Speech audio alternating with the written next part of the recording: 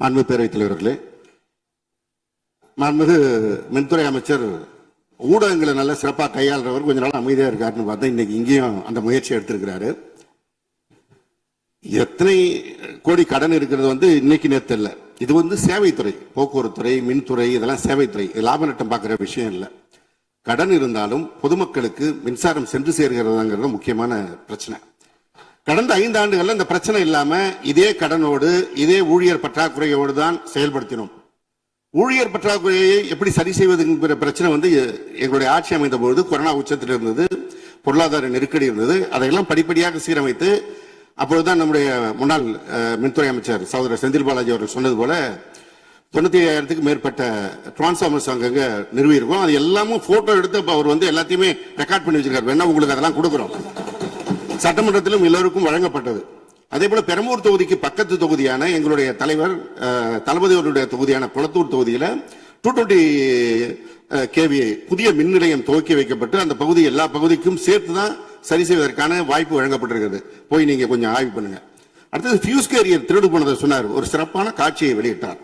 பகல் நேரத்தில் சிறப்பான வெயிலில் ஃபியூஸ் கேரியர் திருடப்படுகிறது. அப்ப திருடு போனது ராத்திரிக்கு தான் கரண்ட் ஆஃப் ஆகுது. எங்கேயோ சர்க்கியூட்டை கரெக்ட் பண்ணி வச்சு அதுல டைமர் வச்சிருப்பாங்க பிறகு. இங்க புடுங்கன்னா ராத்திரி 7 மணிக்கு மேலதான் அங்க கரண்ட் ஆஃப் ஆகிற மாதிரி டைமர் வச்சு ஃபியூஸ் கேரியர்லாம் புதுசா வந்திருக்குதாங்கிறது எங்களுக்கே சந்தேகமா இருக்கு. பேரவைத் தலைவர் அவர்களே கொஞ்சம் இருங்க. ஒரு புகார் சொல்லுகிற போது இந்த ஃபியூஸ் கேரியர்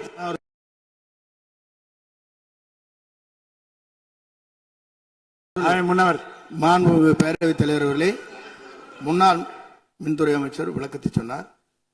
அதையே நீங்கள் கோடிட்டு நீங்களும் பல்வேறு விளக்கங்களை சொல்வது இந்த சபையில் உடைய நேரத்தை போக்குவது மட்டுமல்ல, சபைக்கு மீண்டும் உங்களுக்கு பதிலளிக்க வேண்டிய நேரம் இருக்கிறது. எதிர்க்கட்சி தலைவர் அவர்கள் பேச வேண்டிய நேரம் இருக்கிறது. ஆகவே நீங்கள் இந்த நேரத்தை தவிர்த்து நீங்கள் பேசுகிற போது இந்த கருத்துக்களை சொல்லலாம். எதிர்க்கட்சி தலைவர் அவர்கள் நீங்க பேசலாம். முடிச்சிட்டீங்க.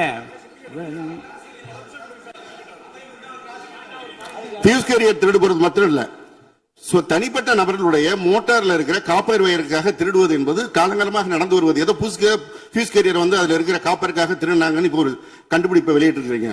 இது தனியாருக்கு நடப்பது, அரசுக்கும் நடப்பது. ஆனால் அந்த ஃபியூஸ் கேரியர் எந்த நேரத்தில் திருடப்பட்டது என்ற காட்சியை நீங்கள் தான் வெளிப்படுத்தினீர்கள். அதற்கும் இதற்கும் சம்பந்தம் இல்லை. எனவே வெளியில பேசுற மாதிரியே சபையில் பேச வேண்டாம் என்பதை தயவு செய்து கேட்டுக்கொள்கிறேன். நேரத்தை பத்தி அவை முன்னவர் சொன்னீங்க. நம்முடைய அவைத்தலைவர் தான் 50 நிமிஷமா பேசிட்டு இருக்காரு. நாளில் ஒரு பகுதி நேரம் அண்ணன் தான் பேசிட்டு இருக்காரு. அப்படி திருப்பி பேசுங்க. மாண்புமிகு எதிர்க்கட்சி தலைவர் அவர்களே, அவைத்தலைவரை பற்றி சொல்லவே கூடாது, சபையில் இடம்பெறக்கூடாது என்பதை தெரிவித்துக் கொள்கிறேன்.